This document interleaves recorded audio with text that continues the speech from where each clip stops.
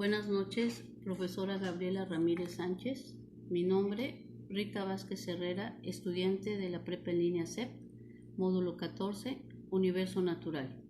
Actividad integradora número 1, el átomo y sus alcances. Dentro de esta exposición veremos diferentes modelos atómicos, iniciando por el modelo Dalton. John Dalton, químico británico que en 1808 elaboró el primer modelo atómico con bases científicas, aunque él lo denominó teoría atómica. En su postulado menciona que la materia está formada por partículas muy pequeñas llamadas átomos, de forma esférica, muy sólida, que son indivisibles y no se pueden destruir. También menciona que los átomos de un mismo elemento son iguales entre sí. Tienen la misma masa e iguales propiedades. Dos elementos que interactúan entre sí para formar moléculas obedecen la ley de la conservación de la masa, lo que significa que el número y las clases de átomos que contienen las moléculas son iguales al número y tipo de átomos de los productos usados en la reacción química. Dentro de la naturaleza, los más básicos, el oxígeno, hidrógeno, nitrógeno, carbono, como elementos que regularmente aparecen o en abundancia. El segundo modelo, elaborado por Joseph John Thomson, este modelo atómico, elaborado por él, previo a ello hizo el descubrimiento en 1897 del electrón, pocos años antes del descubrimiento del protón y neutrón en su teoría sobre la estructura atómica, propuesta en 1904, donde manifiesta que el átomo se consideraba como una esfera con carga positiva, con electrones repartidos como pequeños gránulos, con carga negativa. Al ser tan pequeña la masa de los electrones, supuso que la mayor parte de la masa del átomo correspondía a la carga positiva, que ocuparía la mayor parte del volumen atómico. El modelo Rutherford, en 1911, el físico neozelandés Ernest Rutherford, junto con dos de sus estudiantes, usaron partículas radioactivas alfa de gran velocidad y energía. Bombardearon elementos químicos y calcularon el ángulo de dispersión de las mismas. Dedujeron que las partículas alfa atravesarían el elemento y la desviación sería mínima, pero observaron que algunas rebotaban. Esto solo se podría explicar si el átomo tuviera un núcleo muy pequeño y condensado. Postuló que existe una pequeña región densa cargada positivamente llamada núcleo, que la masa del átomo es aproximadamente igual a la masa de protones y electrones.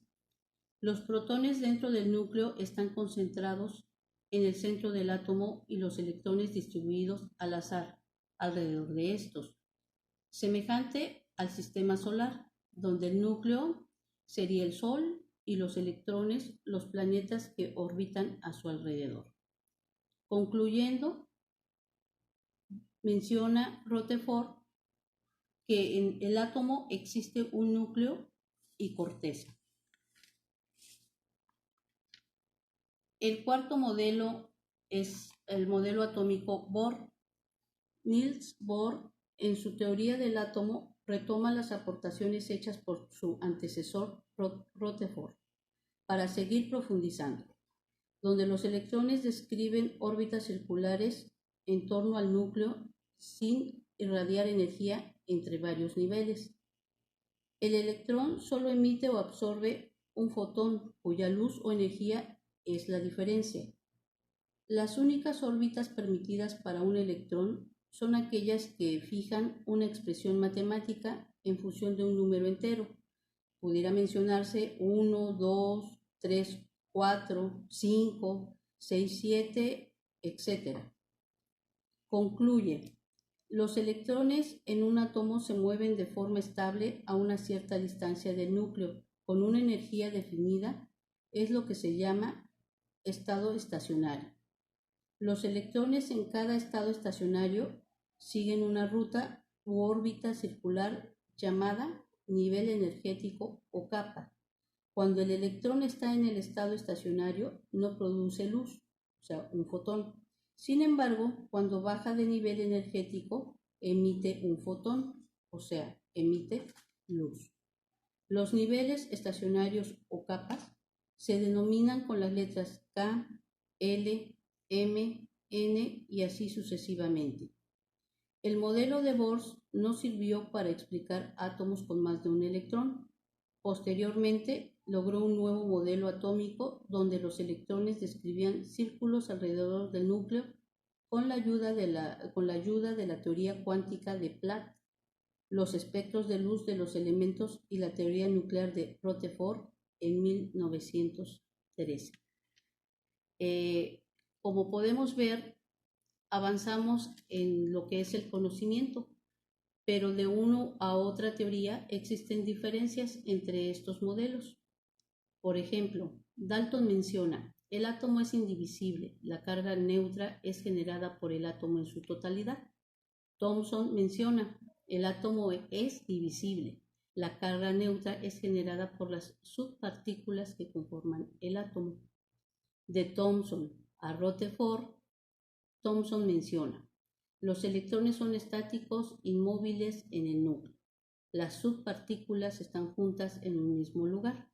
Rutherford dice, los electrones son dinámicos, están constantemente en movimiento. Los protones están en el núcleo del átomo. Los electrones están en la corteza o en órbitas. Siguiendo con Rutherford y Bohr, Rutherford menciona, todos los electrones de un átomo tienen la misma cantidad de energía. Las órbitas están todas a la misma distancia del núcleo. Bohr, no todos los electrones de un átomo tienen la misma cantidad de energía. Los que están más cerca del núcleo tienen menos energía. Las órbitas no están a la misma distancia del núcleo. Con todas estas diferencias es más que lógico porque hablemos del más antiguo, que es el de Dalton, y el más actual o avanzado, que es el de Bohr. El vínculo, porque hay que saber que la relación y la ecuación química tiene un vínculo en el cual menciona, es la manera en cómo se utilizan las partículas llamadas electrones, protones, neutrones, las cuales determinan las características químicas de uno o más elementos en base a la estructura del mismo átomo y determinan la manera de formar moléculas, bajo qué condiciones reaccionan y el compuesto que resulte.